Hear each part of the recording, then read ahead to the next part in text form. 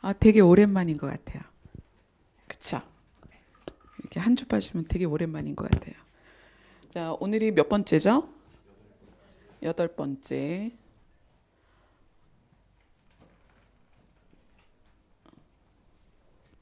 장소적인 개념으로 하나님께서 성경에서는 무엇을 말씀하고 있는가?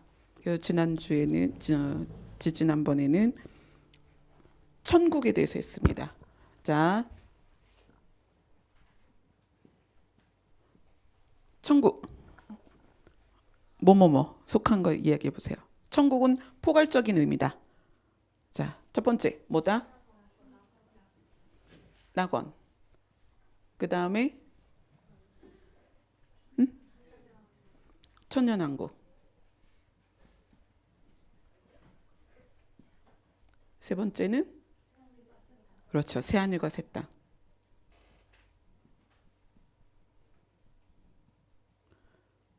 이렇게 해서 세분화해서 우리가 통틀어서 천국이다라고 이야기를 하고 있고, 천국 다녀온 사람들이 꿈에서 봤든 또 임사체험을 했던 간에 천국에 대해서 여러 가지 모양을 이야기하는데, 결국은 이렇게 세 군데를 나누어서 보고 온 것을 우리가 경험치로 알 수 있습니다. 자, 그럼 오늘은 천국의 반대 개념이면 뭐죠? 지옥. 지옥을 한번 봅시다. 그러면 자, 마태복음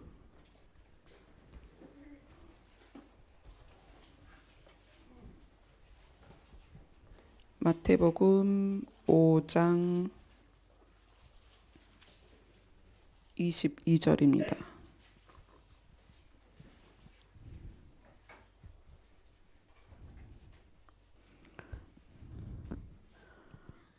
마태복음 5장 22절 다 같이 읽습니다. 시작.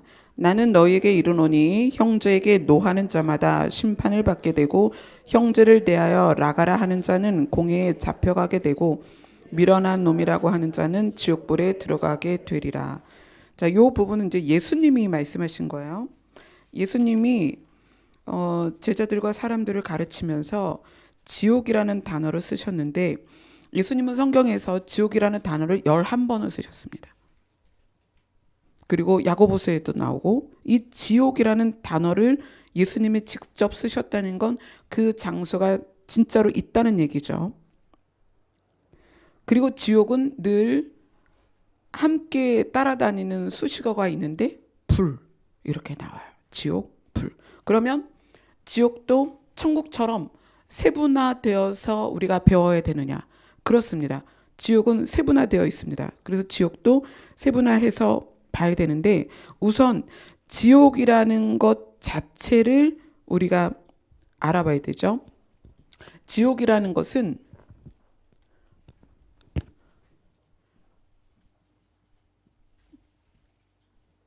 형벌을 받는 장소, 또는 원어로 들어가 보면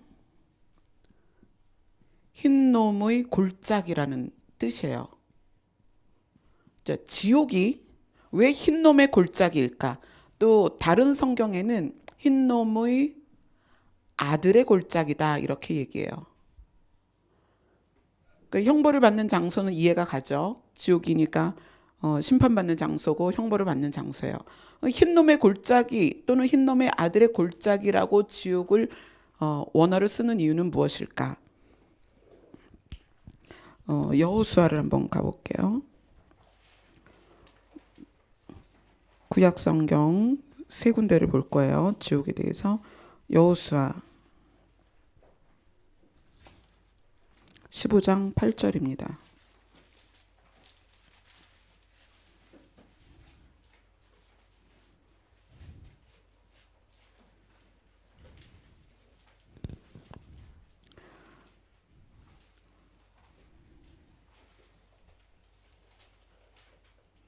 여호수아 15장 8절 같이 읽겠습니다. 시작. 또 흰놈의 아들의 골짜기로 올라가서 여부스 곧 예루살렘 남쪽 어깨에 이르며 또 흰놈의 골짜기 앞 서쪽에 있는 산 꼭대기로 올라가나니 이곳은 르비 골짜기 북쪽 끝이며.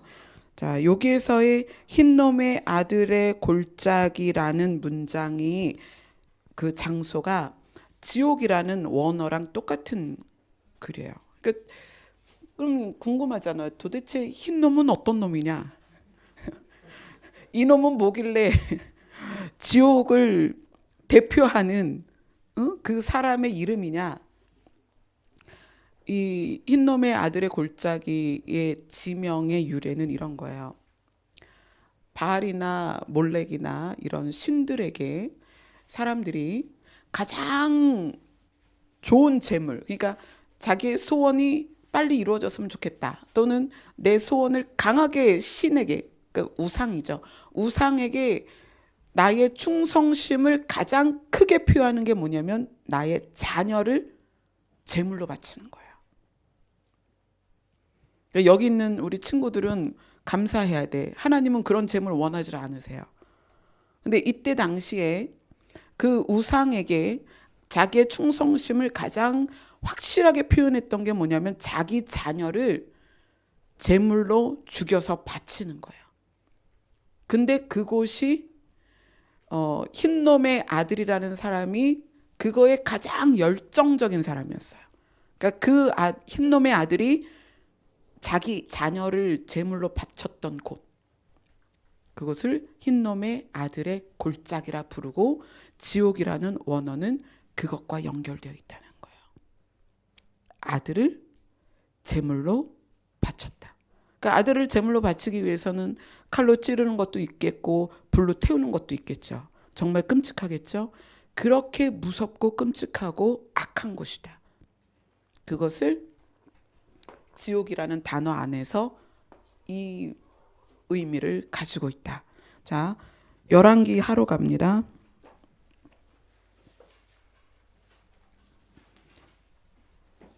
열왕기 하 23장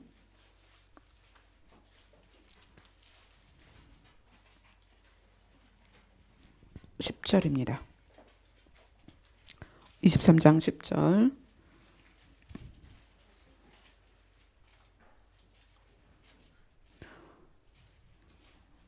열왕기하 23장 10절 같이 읽겠습니다. 시작. 왕이 또 흰놈의 아들 골짜기에 도벳을 더럽게 하여 어떤 사람도 몰록에게 드리기 위하여 자기의 자녀를 불로 지나가지 못하게 하고. 여기에서도 흰놈의 아들의 골짜기에서 자녀를 제물로 바치는 그러한 모습이 성행되고 있었다라는 것을 지금 보여주고 있는 거예요. 그래서 예레미야에서는 그것을 뭐라고 부르냐면 살육의 골짜기다. 살육의 골짜기다. 그러니까 실제로 우상에게 자기의 자녀를 불로 태우고 칼로 찌르고 각을 뜨면서 그렇게 자기의 자녀를 제물로 바쳤던 곳이 흰놈의 골짜기인데, 하나님께서는 우리를 심판하는 장소로서 이 단어를 썼다는 거예요. 대표적인 것은 우상 숭배하는 자에 대한 심판이기도 하고, 그렇죠? 그리고 사람을 불로 태운다는 상징적 의미가 있는 거예요. 자녀를 불로 태우는 것처럼 내가 심판 가운데, 불 가운데 너희를 태우겠다 하는 것이 지옥이라는 거예요. 그럼 이제 이 지옥을 세분화하면 두 가지로 나눕니다. 지옥은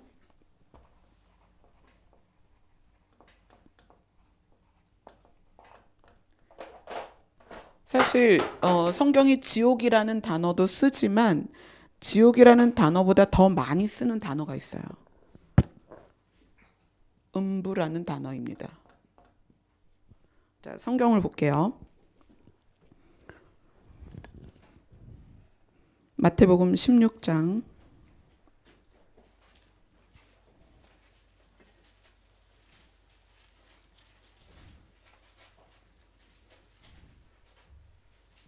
18절입니다.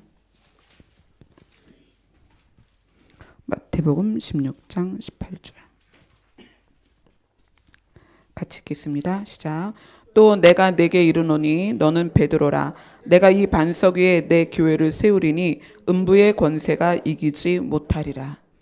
교회를 세우는데 음부의 권세가 이길 수 없는 것이다. 왜냐하면 교회는 교회의 머리 대신 누구? 예수 그리스도가 주인이기 때문에 예수님은 사망을 이기셨고 그래서 안 믿고 죄값을 치르는 장소, 그래서 죽어서 가는 장소인 음부의 권세가 교회를 절대로 이길 수 없다. 이렇게 해서 예수님이 음부라는 단어를 쓰십니다. 지옥이 음부라는 의미를 쓸 때에는 현재적 시점에서 안 믿고 죽은 사람들이 가는 곳이에요. 하나님을 안 믿은 사람들이 가는 곳. 그리고 현재 시점에서 예수님을 안 믿는 사람들이 죽었을 때 가는 곳. 그것을 음부라고 한다. 그래서 부자와 나사로 이야기가 나오죠. 누가복음에. 그러면 부자는 나사로는 어디로 갔어요? 낙원에 가서 아브라함의 품에 안겼다라고 얘기하고 부자는 음부에 갔다고 나오죠. 그래서 음부라는 곳은 현재적 시점에서 안 믿는 자들이 가는 곳이다. 그렇게 음부를 이해를 하시면 됩니다. 자, 계시록을 가볼게요.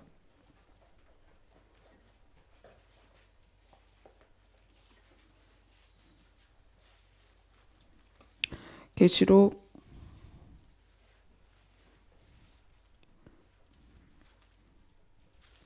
1장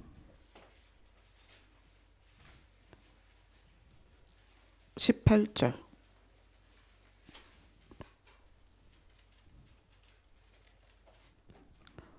같이 읽습니다. 시작. 곧 살아있는 자라 내가 전에 죽었었노라. 볼지어다 이제 세세토록 살아있어 사망과 음부의 열쇠를 가졌노니. 그러니까 예수님이 인자로 오셨지만 부활하셨기 때문에 죽음이 예수님을 삼킬 수 없었습니다. 그래서 사망과 음부의 열쇠를 예수님이 가졌다는 거예요. 열쇠를 가진 사람은 어떻게 할 수 있죠? 잠글 수도 있고 열 수도 있고 꺼낼 수도 있고 넣을 수도 있다. 그 권세를 예수님이 가지셨다. 왜냐하면 하나님께서 사람으로 오신 예수님이 죽었을 때에 살리셔서 그 안에 영원한 생명, 음부로 절대 들어갈 수 없는 영원한 생명을 주셨기 때문에 예수님이 사망과 음부의 열쇠를 가졌다라고 표현을 합니다. 자, 계시록 6장으로 갑니다.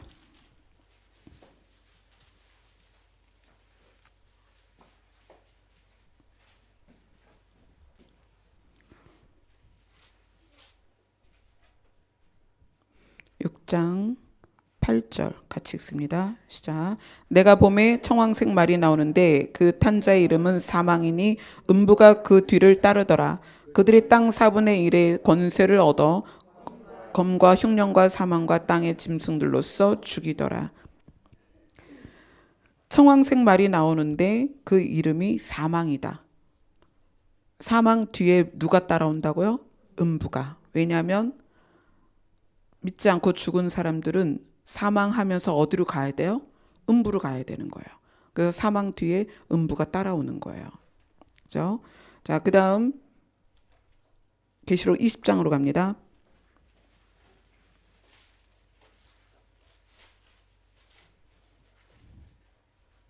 20장 13절부터 14절까지 같이 읽습니다. 시작.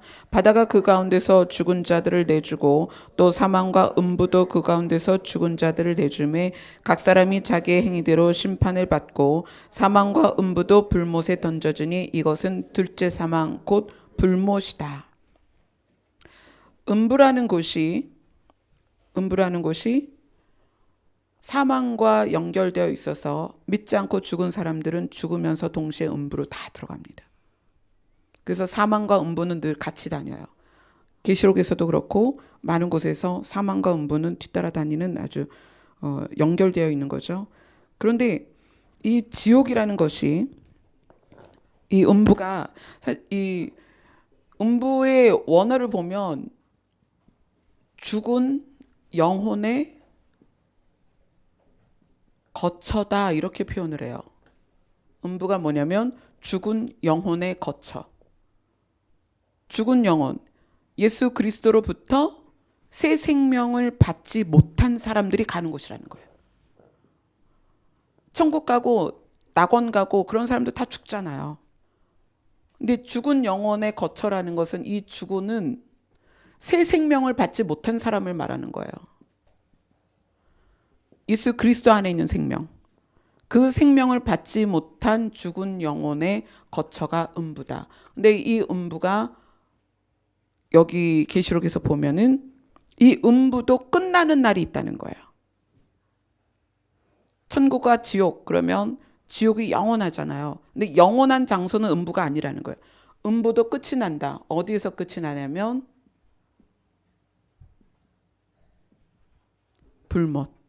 즉 우리가 계시록에서 읽었죠.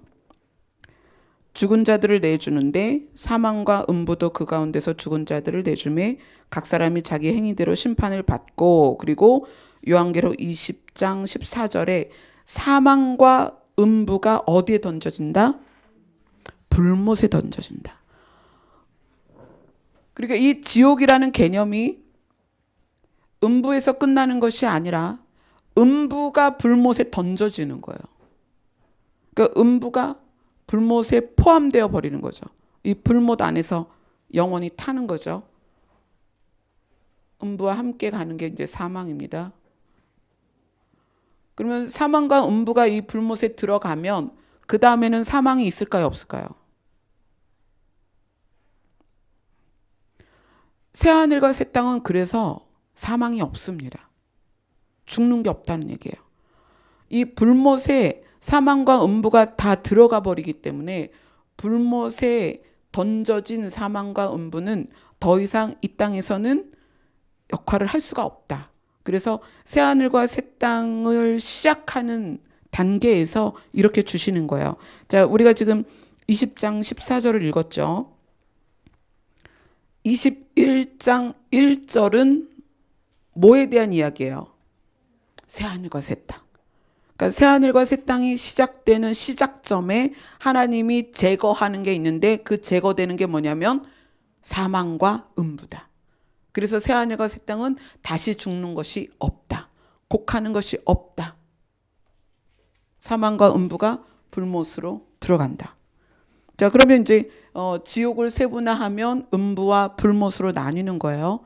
자, 음부는 죽은 영혼의 거처입니다. 새 생명을 받지 못하고 이 땅을 떠난 사람들은 전부 음부에 있습니다. 예수 그리스도의 생명이 없기 때문에 음부에 가는 거예요. 그리고 사망과 음부는 불못에 들어가는데 이 불못이 최종적인 지옥이라는 거예요. 최종적인 지옥. 이 불못은 성경에서 그러면 이 불못에 어떤 그 표현을 하고 있느냐? 계시록 19장 한번 보세요.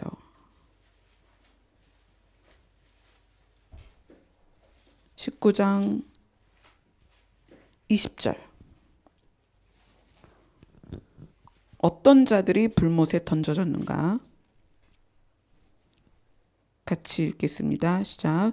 짐승이 잡히고 그 앞에서 표적을 행하던 거짓 선지자도 함께 잡혔으니 이는 짐승의 표를 받고 그의 우상에게 경배하던 자들을 표적으로 미혹하던 자라. 이 둘이 산채로 유황불 붙는 못에 던져지고. 누구와 누구?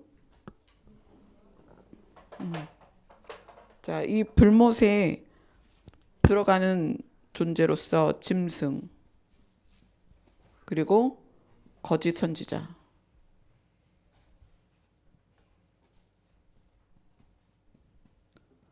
자, 그들이 불못에 먼저 들어갑니다. 그 다음에 계시록 20장 10절. 계시록 20장 10절 같이 읽습니다. 시작. 또 그들을 미혹하는 마귀가 불과 유황못에 던져지니 거기는 그 짐승과 거짓 선지자도 있어 세세토록 밤낮 괴로움을 받으리라. 세세토록 밤낮 괴로움을 받는다는 건 죽는다는 거예요? 안 죽는다는 거예요? 영원히 불의 고통 속에 들어가는데 천년 왕국이 끝나고 나서 무적행에 갇혀있던 있던 사탄을 하나님이 잠시 꺼내서 천년 왕국에서 살던 사람들을 미혹하게 한다고 그랬죠. 그리고 나서 그 미혹된 사람들을 하나님께서 불로 다 심판하시고 그 사탄, 마귀, 그를 어떻게 한다? 불못에 던져 넣는다. 마귀 또는 뭐 사탄, 또 옛뱀, 이렇게 불리던 존재가 불못으로 들어갑니다. 그러면 불못에 들어간 다음에 이제 새하늘과 새 땅이 시작이 되니까, 새하늘과 새 땅은 마귀가, 사탄이 우리에게 했던 모든 것들은 있을 수가 없다. 그렇죠? 그리고 보면 이제 불못에 들어가는 건 사망과 음부, 그 다음에 짐승, 거짓 선지자, 마귀, 요 존재들이 불못에 들어간다. 그러면 안 믿다 죽은 사람들은 뭐와 함께 여기 들어가는 거예요? 음부와 함께 여기 들어가는 거예요. 안 믿다 죽은 사람들은 음부에 있다가 음부와 함께 불못에 다 들어간다. 근데 이 불못에 들어가는 장면을 여기서 얘기하는 거죠. 20장 11절부터 13절까지 아까 11시 예배 때 우리가 나눴던 둘째 사망, 그죠? 둘째 사망이 무엇이냐면 죽은 자들이 살아나는데 안 믿고 죽은 자들이 이때 다 살아나서 어떻게 한다? 불못에 던져진다. 심판받고 불못에 던져진다. 이것이 성경이 말하는, 성경이 우리에게 가르치고자 하는 장소, where? 어디? 천국과 지옥에 대한 이야기예요. 천국과 지옥. 뭐 지옥을 조금 더 세분화하면 어디까지 봐야 되냐면, 예수님이 옥에 있는 영들을 찾아가서 가르치시죠. 선포하시죠. 그건 예수님이 십자가에서 죽으셨을 때 가서 선포하십니다. 그때 옥은 음부도 아니고 불못도 아니에요. 그거는 하나님께서 영들을 가두시는 감옥입니다. 그 영들이라는 것은 타락한 천사들도 있을 것이고, 또 그때 노아 홍수 이전에 있었던 그런 영들을 이야기를 하죠. 예수님이 거기에 가서 선포하신 것 때문에 사람들이 가끔 그런 얘기를 해요. 지옥에 있는 사람도 나올 수 있다. 뭐 옮겨질 수 있다. 또는 뭐 연옥설도 그래서 나온 거죠. 중간 기착지가 있는데 여기에서 뭐 잘 공덕을 쌓으면 거기서 장소가 옮겨진다. 근데 성경은 그렇게 얘기하지 않죠. 거지와 나사로 이야기, 거지 나사로와 부자 이야기에서 절대 양쪽을 오고 갈 수 없다라고 얘기하고, 예수님이 그 옥에 있는 영들에게 이야기하신 것은 이런 의미예요. 봐라, 내가 하나님의 뜻을 위해서 이 땅에서 왔고 내 사역을 다 이루었고 나는 이제 완성된, 그래서 철장 권세를 가진, 사망 권세를 이기신 그 모습으로서의 선포입니다. 내가 사망을 이겼다. 하나님의 뜻을 이루었다. 그래서 영들, 심판받은 영들에게 앞으로 나를 통하여서 이곳에 오지 않게 될 그런 어떤 확정적인 선포를 그들에게 하신 거죠. 그들에게 전도한 게 아닙니다. 그래서 사람들이 가끔 뭐 예수님이 옥에 가서 지옥에 있는 영들에게 전도를 했다 그러시는데 그런 의미가 아닙니다. 뭐 그건 그렇게 중요한 게 아니고, 자, 그러면 장소적인 개념으로서 천국과 지옥이 우리에게 주는 의미가 있어요. 어떤 거냐면, 나는 그러면 현세적인 천국을 누리고 있는가요? 교회를 다니고 예수님으로부터 새 생명을 받았는데, 예수님으로부터 새 생명을 받은 우리가 음부의 권세나 불못에서 세세토록 고난받는 그 고통을 이 땅에서 누리며 산다는 얘기예요. 그래서 우리는 예수 그리스도로부터 받은 새 생명으로서 이 땅에서도 천국을 누려야 됩니다. 왜냐하면 우리가 거룩한 나라이기 때문에 그래요. 우리가 거룩한 나라로 살아가면서 거룩한 나라가 주는 혜택을 누리고 있냐는 거예요. 자, 거룩이 무엇라고 그랬죠? 하나님께 가까이 가는 것이에요. 그러면 우리가 거룩한 나라라면, 하나님께 속한 나라라면 하나님이 가지신 속성이 우리 안에 나타나고 드러나야 되고 그걸 누려야 된다는 얘기예요. 제가 예배가 11시 예배 끝나면 2시까지 쉴 새 없이 사람들을 만납니다. 처음 오신 분 또는 뭐 이제 상담이 필요하신 분들을 이렇게 만나요.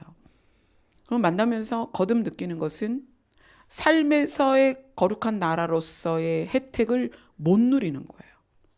우리는 어떻게 하면 이 천국, 낙원과 천년왕국과 새하늘과 새 땅이 가지고 있는 속성들을 이 땅에서도 누리고 사는가?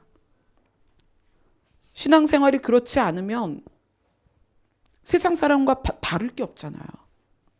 동일한 환경, 동일한 문제를 우리가 겪을 수밖에 없어요. 그게 세상이니까.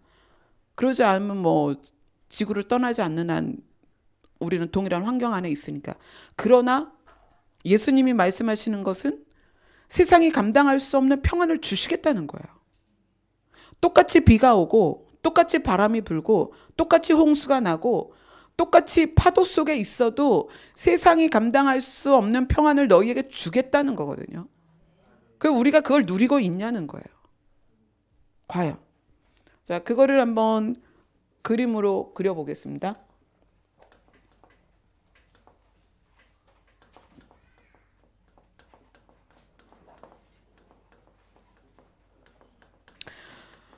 세상의 문제에 영향을 받을 때 우리는 어떤 표현을 쓰냐면 이런 표현을 써요. 걸려 어떻게 된다? 넘어진다. 흔들린다. 또 뭐가 있을까요? 휩쓸린다.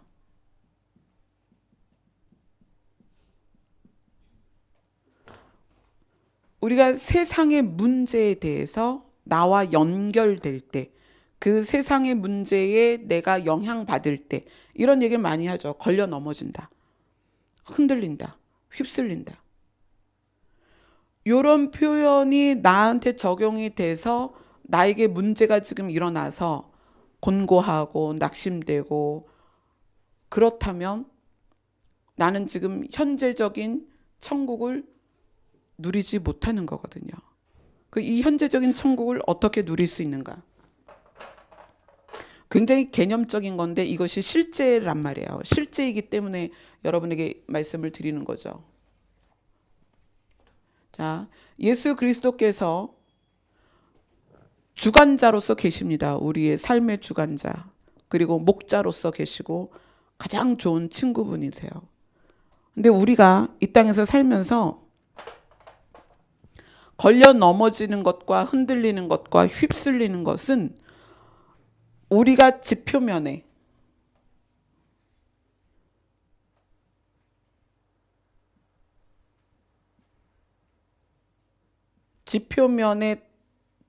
다리를 딛고 있을 때 일어나는 일들이에요. 그렇죠? 땅에 발을 딛고 있으면 가다가 넘어지죠. 또 땅이 흔들리면 나도 같이 흔들리죠.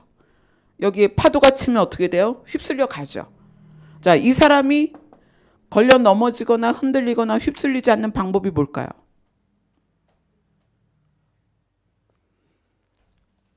이렇게 돼야 돼요.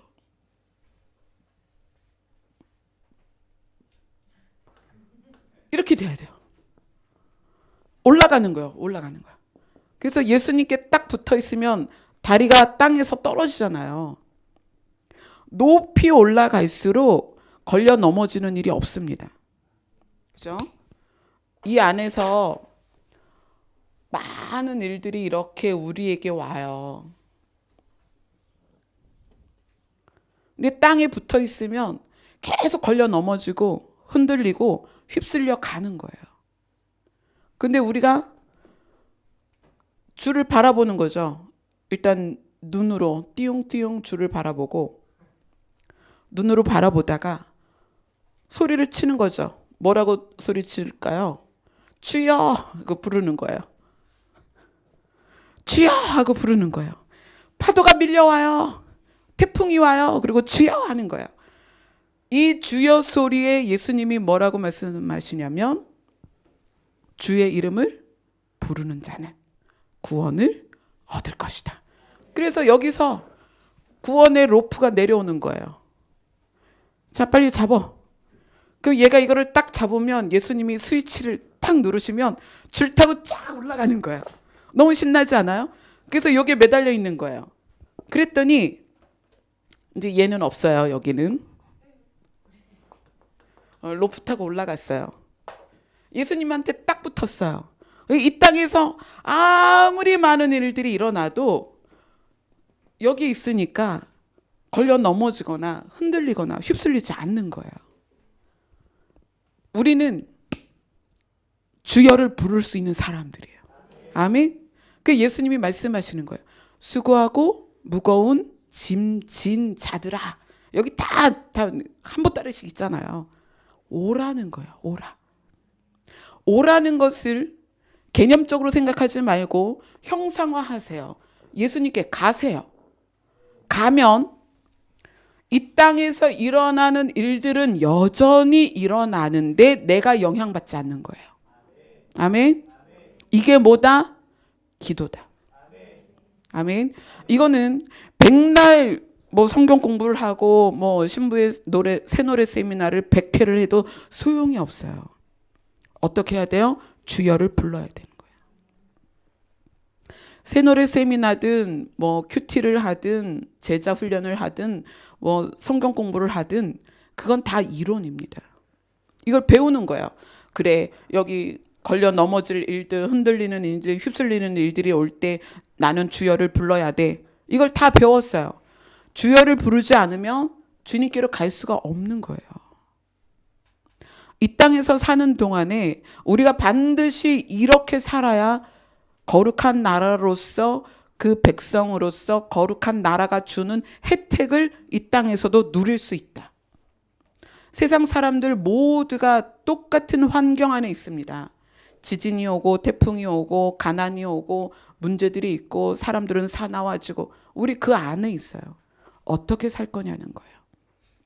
그 안에서 똑같이 넘어지고 휩쓸리고 똑같이 낙심하고 똑같이 좌절하고 똑같이 분노하고 똑같이 화를 내면서 살 거냐는 거예요.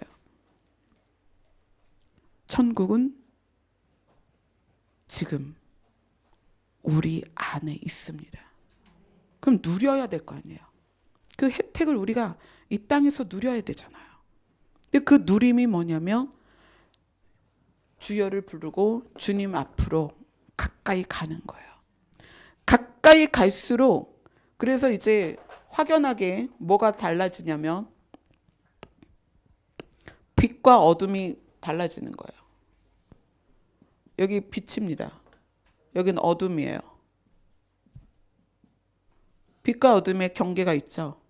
예수님께 가까이 가면 갈수록 빛의 혜택을 받는 거예요. 생명이 살아나고 따뜻하고 평안하고 그죠?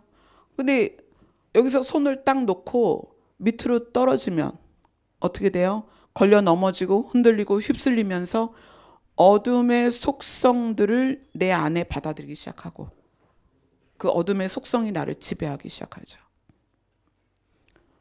그래서 이거는 우리가 죽어서 천국 가고 지옥 가는 것보다 사실은 실제적으로 지금 더 급한 내용들이에요.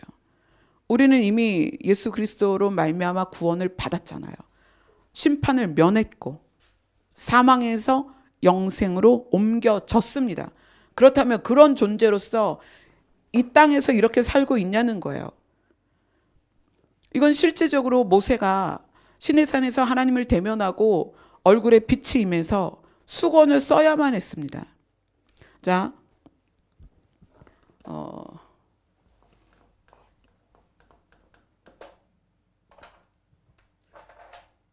이제 기도의 부분을 다룰 때, 자, 영과 혼과 육이 있습니다. 아까 가신 분하고 이제 이 얘기를 좀 주로 많이 했는데, 여러분 영으로 느끼는 것을 감각으로 느낄 수 있습니까? 이게 되게 어려운 질문이긴 하죠. 하나님을 만났는가? 내가 하나님을 아버지로서 부르고 있고 믿어지면 이건 만난 거예요, 안 만난 거예요? 만난 거예요. 근데 우리는 왜 다시 계속 아버지를 만나기를 원하는가? 자, 하나님은 영이시기 때문에 성령을 통해서 내 안에 들어오시면 가장 먼저 뭘 하시냐면 내 영을 가르치십니다. 내 영을 끊임없이 가르치세요. 그래서 하나님을 만나고 성령이 내 안에 들어오면 내 안에 어떤 갈망이 있냐면 은혜 받고 싶고, 또 기도도 하고 싶고, 말씀도 깨닫고 싶고, 거룩해지고 싶고, 교회 가고 싶고, 하나님을 알고 싶고, 이러한 영적인 갈망이 생겨요. 근데 이 영적인 갈망이 해소가 되지 않으면, 이게 해소가 되지 않으면 어떤 느낌을 갖게 되냐면, 나는 하나님을 찾는데 하나님이 나를 외면한 것 같은 느낌이 들어요. 그래서 그거를 고민하는 분들이 되게 많아요. 하나님을 못 느끼겠다. 자, 하나님은 영을 만나 주셔서 내 영을 갈망하게 하시는데, 우리는 정작 뭘로 느끼길 원하냐면 육으로 느끼길 원해요. 이거는 감각입니다. 육적인 감각과 느낌이에요. 그러니까 하나님은 우리의 영을 깨우시고, 성령이 우리의 영을 가르치시고, 우리의 영에게 하나님이 아버지신 것을 알려주셔서 내 입으로 하나님을 아버지라고 부르는데, 우리는 하나님에 대한 것을 느끼는 통로로서 육을 사용하길 원한다는 얘기예요. 그래서 그런 육적인 느낌이나 감각으로 깨달아지지 않으면 하나님이 나를 안 만나 주신다, 이렇게 얘기를 해요. 하나님이 우리를 안 만나 주셨으면 우리는 하나님을 아버지라 부를 수가 없습니다. 믿어지지 않습니다. 영이신 하나님이 우리를 만나 주셨기 때문에 우리가 고백이 되어지는 거예요.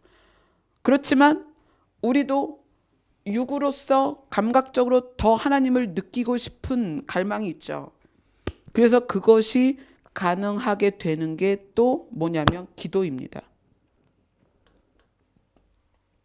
기도가 예수 그리스도에게 가까이 가서 세상의 이러한 영향들 안에서 벗어나는 방법이라면, 또 기도는 뭐에 대한 방법이냐면 영으로 오셔서 내 영을 가르치시는 성령과 하나님에 대하여 영을 초월해서 내 육과 혼이 하나님을 느낄 수 있는 감각까지 가는 방법 또한 기도라는 거예요. 네. 기도가 아니면 이 상황까지 갈 수가 없어요.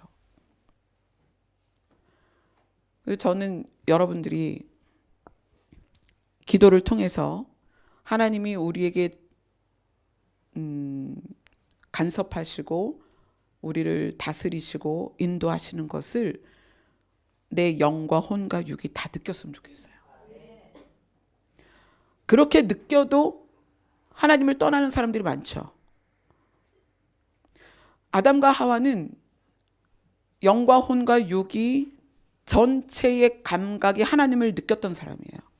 보았고 들었고, 하나님의 일하심을 다 보았고 하나님의 음성을 들었고, 그래서 하나님의 낯을 피하기도 하고 숨기도 하고 그랬죠.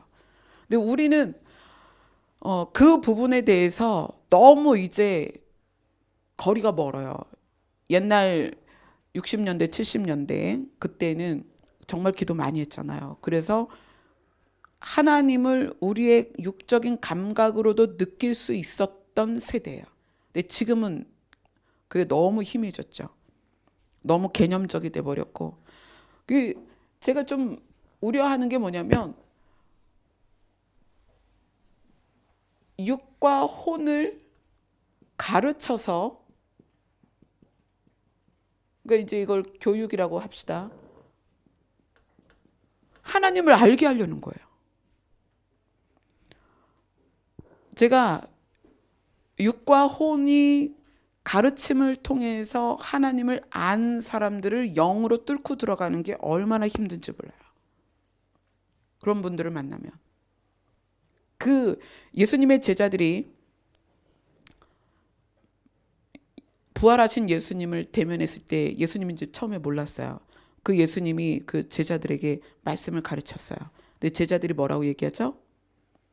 우리의 가슴이 뜨겁지 아니하더냐.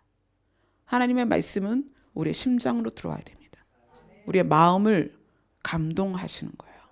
근데 이것을 자꾸 육으로 훈련받고 지식으로 터득하고 알아가고 깨달아가려고 하니까 계속 심장이 냉랭한 거예요. 이 교회 안에 사랑도 없고 관계 안에 사랑이 없는 거예요. 이거를 사실은 깨트려야 돼요. 하나님을 아는 것은 우리의 영에서부터 시작입니다. 그래서 우리의 영이 하나님 앞에 바로 서서 교육을 받고, 그래서 성령께서 그렇게 말씀하시잖아요. 너희는 스승을 들 필요가 없어. 내가 직접 가르칠게. 그래서 성령이 우리의 영을 가르치시면 그 영이 내 혼과 육을 깨우쳐서 하나님의 영이 이끄시는 대로 나를 끌어가시는 거예요. 그리고 그 단계가 가능한 것은 무엇이냐? 기도밖에 없습니다. 말씀을 듣고 기도해야 돼요. 그런데 우리 어렸을 때 그 많던 부흥회가 다 사라지고 뭐로 변했어요? 세미나, 컨퍼런스. 그렇게 됐죠. 교육. 그래서 계속 육을 가르치고 혼을 가르쳐서 하나님을 알게 하려는 거예요. 그렇게 해서 내 영이 깨어나느냐? 절대 그럴 수 없습니다. 물론 말씀은 들음에서 난다고 하죠. 그 말씀이 들음에서 나기 위해서 어떻게 해야 되냐면 들은 말씀을 가지고 하나님 앞에 나가야 되는 거예요.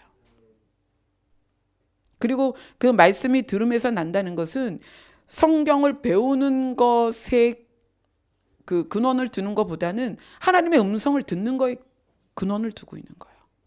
하나님의 음성을 듣는 거, 말씀하심을 듣는 거, 성령이 가르치시는 걸 듣는 거. 그리고 그렇게 들은 자가 선포하는 걸 또 들어야 되는 거고요. 뭐 역사책, 국어책 배우듯이 그렇게 배우는 게 아니란 얘기예요. 자, 이제 두 가지 이야기입니다. 하나는 우리가 기도를 통해서 예수 그리스도께 가까이 갈수록 우리는 이 천국이 소유하고 있는 속성들을 이 땅에서도 누릴 수 있다. 그러나 우리가 기도하지 않고 땅에 머물러서 이 세상에서 살아간다면 지옥이 가지고 있는 특성의 영향을 이 땅에서 고스란히 누리며 살아가게 될 거다. 그렇죠? 그다음 우리가 성령이 내 안에 오셔서 나의 영을 가르치시고 나를 주님께로 이끌어가는 과정에서 그 통로로 쓰임받는 것이 기도다. 여러분들은 배워서 육을 훈련해서 하나님께 가려고 하지 말고 반드시 기도로 주님께 가야만 합니다. 그러면 그 과정 안에서 혼과 육조차도 하나님의 임재를 느낄 수 있는 단계가 와요. 그렇게 가야 바르게 가는 거예요. 그렇게 가도 사람인지라 또 육으로 끌려가고 세상으로 끌려가는데 기도하지 않고 우리의 신앙생활이 어떻게 유지가 되겠어요? 자, 그럼 기도를 어떻게 할까요? 아까 그 얘기를 좀 자매님하고 나눴는데, 저는 물론 이제 교회에서 기도할 때 통성 기도를 많이 하죠. 통성 기도를 많이 하는데 주님 앞에서 기도하는 것에 저는 여러분이 그렇게 굳이 말을 많이 안 해도 돼요. 딱 그냥 한 단어만 해도 돼요. 주님, 아니면 아버지. 예수님이라는 거 그게 좋다면 예수님. 뭘 하든지 상관없어요. 그냥 그 한 가지로서 그분을 그냥 부르는 거예요. 자, 하나님의 특성은 무소부재입니다. 무슨 얘기예요? 어디든 계십니다. 안 계신 곳이 없어요. 그러면 내가 어디에 있든지 주님을 부르는 거예요. 주님. 또 크게 안 불러도 그분이 바로 내 옆에 계시니까. 우리 라인순 집사님 금요일 날 금요기도 끝나고 제가 약속을 했거든요. 수요일, 목요일, 금요일 3일 동안 기도를 하면 내가 금요일날 기도해 줄게 그랬어요. 그래서 금요일날 오셨어요. 손을 딱 댔는데 하나님 뭐라고 말씀하시냐면 내가 너를 한순간도 떠난 적이 없다. 그렇게 말씀하시는 거예요. 라인순 집사님께만 그럴까요? 하나님은 우리에 대해서 여러분 한 사람 한 사람에 대해서 100% 사랑하시는 분이에요. 예수 그리스도의 피는 뭐 주원이든 회원이든 단 한 사람을 위해서 쏟으신 피입니다. 100%예요. 단 한 번도 하나님은 우리를 떠난 적이 없으세요. 그런데도 불구하고 우리가 하나님의 나라의 속성을 이 땅에서 누리고 있지 못하다면 우리 신앙생활을 뒤돌아봐야 되는 거예요. 내가 거룩한 나라로서 왜 살고 있지 못하는가. 아까 그림을 그렸던 것처럼 내가 주께 더 가까이 가면 갈수록 걸려 넘어지거나 휩쓸리거나 영향받지 않는단 말이에요. 근데 그 통로가 뭐다? 기도다. 근데 그 기도는 너희가 기도를 아무리 해도 응답을 받지 못한다면 그것은 정력으로 쓰려고 잘못 구한 거다. 그럼 우리가 이제 그런 정력적인 기도 말고 가장 좋은 기도는 상대를 구하는 기도예요. 그러니까 예수님을 부르는 기도.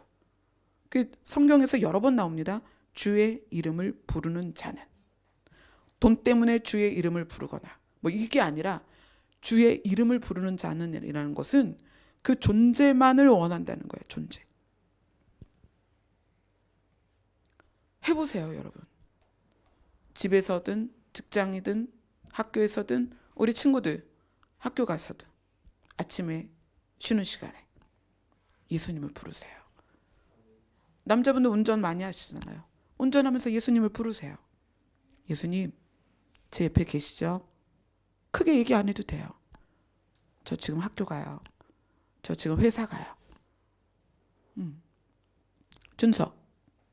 그렇게 예수님을 부르면 예수님이 준서 옆에서 같이 가시는 거예요. 학교까지. 너무 좋지 않아? 예수님이. 우리 혜원이가 예수님 하고 부르면 예수님이 옆에서 왜? 그러고 대답하신단 말이에요. 예수님은 우리와 그렇게 계시기를 원하시는 분이에요. 그런데 단서를 주셨죠. 주의 이름을 부르는 자. 그들에게 나타나시겠다는 거예요. 그들에게 나를 드러내시겠다는 거예요. 그들과 동행하시겠다는 거예요. 그들에게 자기의 존재를 보이시겠다는 거예요. 여러분 지금 문제로 인해서 여러 가지 어려운 일을 마음으로 겪고 거기에 영향받아서 죽을 것 같은 분들은 지금 바로 이거 하셔야 돼요. 주의 이름을 부르셔야 됩니다. 그래서 주님이 손을 잡아서 당신 가까이 이끌었을 때 우리가 그런 문제들에서 그 영향 아래서 벗어나는 거예요. 그리고 예수님이 약속하신 대로 세상이 감당할 수 없는 평안을 이 땅에서 누리게 되는 거예요. 그래서 구분이 되는 거야. 영향을 받는 사람과 영향을 받지 않는 사람은 뭐에서부터 표가 날까요? 얼굴빛에서부터 표가 나죠. 언어에서 표가 나죠. 언어에 대해서 이렇게 얘기해요. 너희 속에 가득한 것이 너희 입에 나온다. 나는 지금 뭘 채우고 있냐는 거야. 기도를 통해서 예수 그리스도와의 관계 안에서 예수 그리스도가 채워졌다면 예수 그리스도 안에 있는 언어들이 나오겠죠. 그 내 입에서 어떤 언어가 나오냐는 거예요. 그게 지금 나와 주님과의 관계를 또 확인해 볼 수 있는 그런 것도 되겠죠. 그런데 이제 그 언어들이 교양이라는 것으로 또 훈련된 거일 수도 있죠. 그렇죠? 그러니까 우리가 주님 앞에서 다시 한번 여러분 자신을 한번 보세요. 나의 신앙생활이 훈련되어진 익숙한 것으로 거룩한 것처럼 살아가고 세상에 영향을 안 받는 것처럼 살아가고 있는가? 아니면 내가 주님과의 깊은 관계 안에서 주님이 주시는 은혜로 말미암아 그러한 영향에서 벗어나서 거룩한 나라로 거룩한 나라의 특징을 누리고 살아가고 있는가? 그리고 만약에 주의 이름을 부르고 있지 않다면 오늘부터 여러분 시작하셔야 됩니다. 어디에든 주님이 계시고요.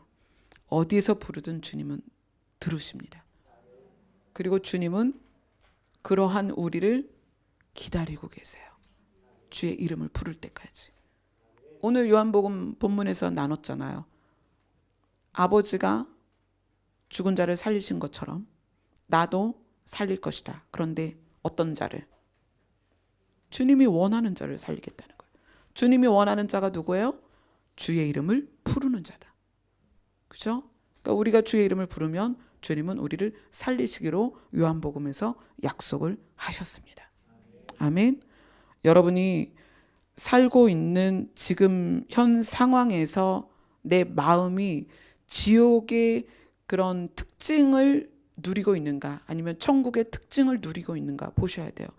빛을 누리고 있는가, 어둠을 누리고 있는가, 빛을 사용하고 있는가, 어둠을 사용하고 있는가, 빛을 사람들에게 전하고 있는가, 어둠을 전하고 있는가 보셔야 됩니다. 아멘. 새노래 세미나는 살리는 세미나가 될 것이다 라고 말씀하셨습니다.